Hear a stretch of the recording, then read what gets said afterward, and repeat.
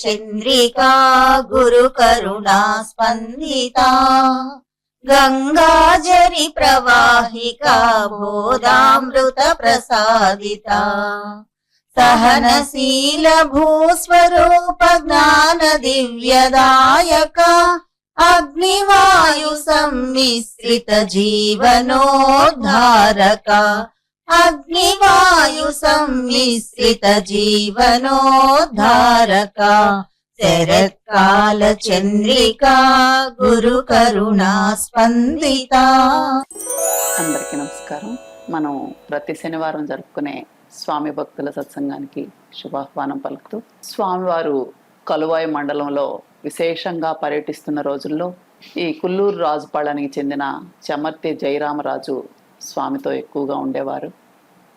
స్వామి కూడా రాజుపాళెం వెళితే తరచుగా వీరింట్లోనే ఉండేవారు.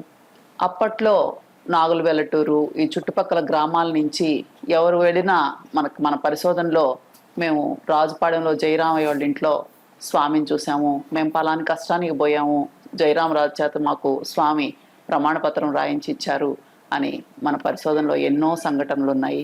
అలాంటివి కొన్ని ఈరోజు చూద్దాం. పవిత్రమైన స్వామి భక్తుల సత్సంగానికి శుభస్వాగతం. ఈరోజు జయరామరాజు గురించి చెప్పుకుంటున్నాం. మన పరిశోధనలో ఒక వ్యక్తి పొందిన అనుభూతుల గురించి పక్కన వాళ్ళందరూ కలిసి కూడా చెబుతారు. దాని ద్వారా మనకు బహుముఖమైన స్వామి యొక్క ప్రజ్ఞా దురంధరత, ఉత్తమమైనటువంటి అనేక విషయాలు మనకు లభిస్తాయి. ఆయన లీలా విలాసాన్ని మనం వినోదించగలుగుతాం. ఇక్కడ ఈరోజు చాలా మంచి మంచి విషయాలు ఎప్పుడూ ఉంటాయి.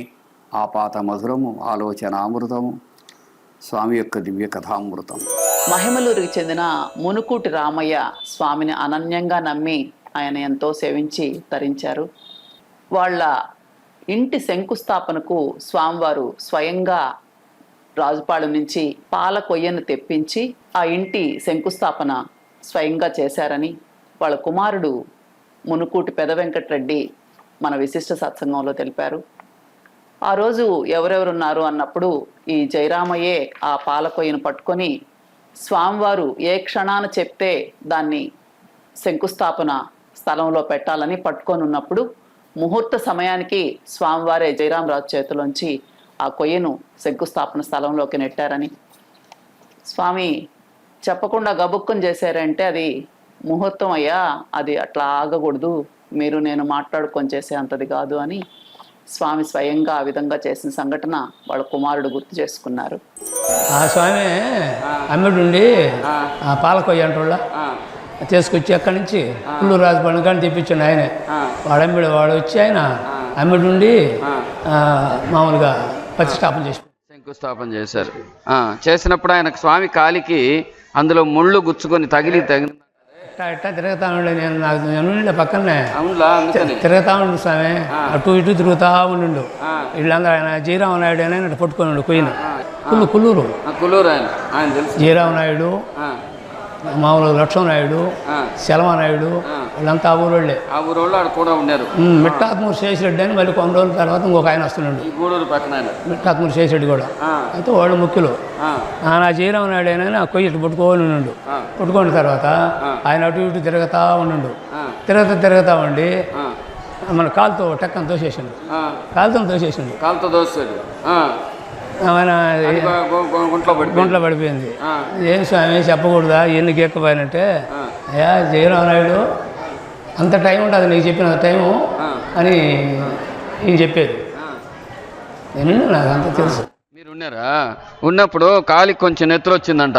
అప్పుడు స్వామి ఏమన్నాడు? ఆయనకేం తగల్లా, ఆయన ఇక్కడ గిక్కున్నాయి రెండు చేతులు. ఎవరికి? స్వామికి. జయరామనాయుడు అంటే పక్కన పడుకున్నాడు. అప్పుడు స్వామి ఏమన్నాడు మీకు గుర్తుందా? ఏమి అనలేదు. అంత టైం ఎక్కడదయ్యా స్వామి, మామూలు వాళ్ళంతా ఒక ఫ్రెండ్షిప్ మాదిరికుంటోళ్ళ. అది స్వామి నీ చెప్తే నేను చెయ్యి వదలకపోయినానంటే అంత దూరం ఆడాను స్వామి. అయ్యా జయరామయ్య అంత దూరం టైం ఎక్కడదని చెప్పి. అదే ఒకటేందంటే వచ్చింది మీరందరూ తోసే పని అయితే నేనెందుకయ్యా అని ముహూర్తం గురించి అట్టన్నాడా? కాకుంటే ఏంటంటే మీకు చెప్పే అంత టైం లేదు, నన్ను దోసేసినాడు. మీరు తర్వాత మీ అన్నదమ్ములు ఇద్దరు ఆ పాల కొయ్యను చెరకు ముక్క చేసి పెట్టుకున్నారా? స్వామివారు ఆదివారం అమావాస్య రోజు మహిమలూరులో మునుకూటి రామయ్య ఇంటికి శంకుస్థాపన చేశారట. స్వామి అనేవారు, ఆదివారం అమావాస్య అయినా మంచి రోజేనయ్యా, మంగళవారం అయినా మంచి రోజేనయ్యా. అంటే అర్థం ఏంది? ముహూర్తాలు తిథులు అన్నీ ఒక సామాన్య మానవ స్థాయి కలిగిన వాళ్ళకి, అత్యుత్తమ స్థాయి ప్రజ్ఞ తపస్సు ఉన్నవారికి అంతకంటే ఉత్తమమైంది ఆ మహానుభావులు చెప్పింది వినటమే. దానికి గొప్ప ఉదాహరణ వెంకయ్య స్వామి వారు. అందుకని ఆయన చెప్పిన క్షణము పరమాద్భుతమైన దివ్య ముహూర్తం. సరే, ఆ విధంగా చేసిన ఆ విధానాన్ని కూడా వివరించారు వాళ్ళు. ఆయన వాళ్ళ అబ్బాయి ఏమనంటే, స్వామి ఏం చేశారంటే పక్కనే ఊర్లో కుల్లూరు రాజుపాలెం దగ్గర నుంచి ఒక పాల కొయ్య తీసుకురమ్మన్నారు. పాల కొయ్య అంటే చాలామంది ఇప్పటి వాళ్ళకి తెలియదు కదా, అది ఊటి కొయ్య, పాల కొయ్య అని మన వ్యవసాయదారులకు ఉపయోగపడే మంచి కొయ్యలు ఉంటాయి, పల్లెటూళ్ళు పక్కనే ఉంటాయి ఎక్కడ పడితే అక్కడ. అందులో ఊటి కొయ్యను ముళ్ళుగర్రకు, ఈ పాల కొయ్యను ఇతర వ్యవసాయ పనిముట్లకు వాడతారు. అది బాగా బలంగా నారగా ఉంటుంది అని చెప్పి చెబుతారు. పాల కొయ్య మంచి దిటవుగా ఉంటుంది. అదే భూమిలో కనుక పాతి పెడితే కూడా చాలా కాలం పాటు అదేం ప్రభావితం కాకుండా ఉండగలుగుతుంది. అందుకని ఆ పాల కొయ్యను తెప్పించి స్వామి దగ్గరుండి వెంటనే ఏం చేశారంటే ఆ ముహూర్తానికి ఒక గుంట దొవ్వి దాని పక్కనే దాన్ని పెట్టి జయరామయ్యని పట్టుకోమన్నాడు. అతను పట్టుకొని ఉన్నాడు. స్వామి అటు ఇటు తిరుగుతున్నాడు. ఆయన గొప్ప భావావేశంతో ఉండటం వాళ్ళు గమనించి ఉండరు. అటు తిరుగుతూ ఉన్నట్టుండి ఒక్కసారి నెట్టారు దీన్ని, కొయ్యని. ఆ కొయ్యను పట్టుకున్న ఆయన అజాగ్రత్తగా ఉన్నందువల్ల కొంచెం అటు ఇటు కొంచెం ఇబ్బంది పడి మొత్తానికి అది సక్రమంగా కింద పడి.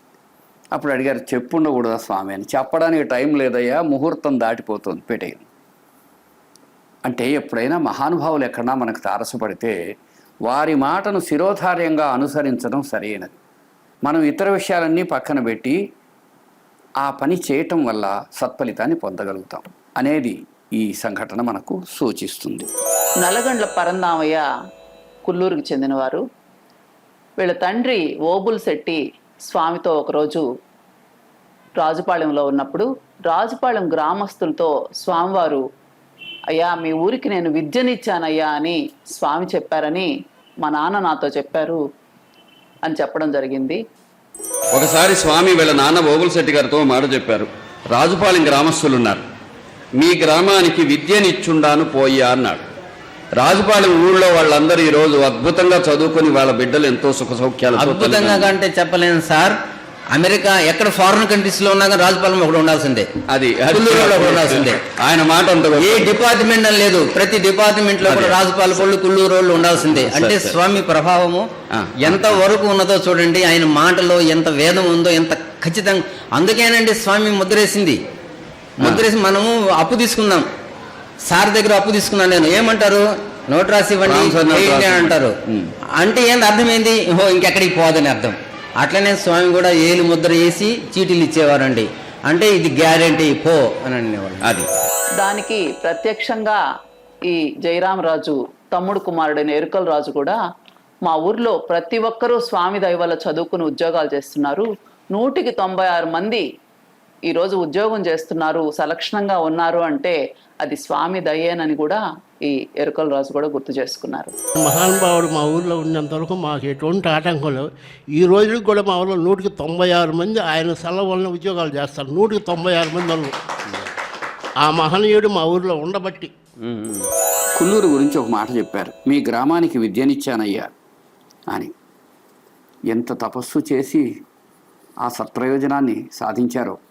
ఆ రోజుల్లోనే 1200 మంది విద్యార్థులు కుల్లూరు హై స్కూల్లో చదువుకునేవారు. నెల్లూరు జిల్లాలో మొదటిది విఆర్ హై స్కూల్ అయితే రెండోది కుల్లూరు హై స్కూల్. అక్కడ 196 మంది వరకు ప్రయోజకులై ఏదో ఒక ఉద్యోగం సంపాదించుకోగలిగారు అని ఆ ఊరి వాళ్ళు చెబుతారు. స్వామి మాట ఎంత శక్తివంతమైందో.